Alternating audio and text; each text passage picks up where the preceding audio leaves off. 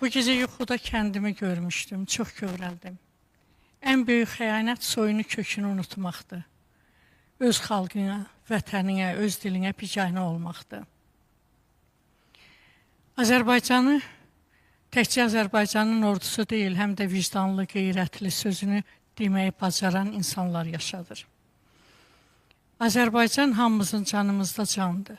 Azərbaycan bayrağı önündə dizə çöktüyümüz, torpağını ziyarət bilib öpdüyümüz torpaqdır. Amma əfsuslar olsun ki, çoxumuzun ürəyində hələ sağalmayan yurt yarası var. Bu yara yurda dönənə kimi qan verəcək. Mənim də ürəyimdə, gözlərimdə bulud kimi dolub boşalan, ürəyimdə göynəyən, məni kövrəldən, yuxularıma qarışan, dağılıb talanmış viranə bir kənd var, Soyuqbulaq adında. Kaş dönəydim bircə dəfə kəndimə,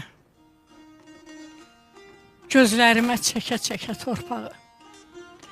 Ziyarətim, qibləgahım, həm pirim, dizim üstə öpə-öpə torpağı.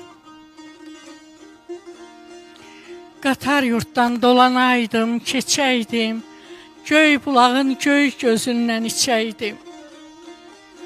Kək otunu ot qarışıq biçəydim, dırnağımla sökə-sökə torpağı.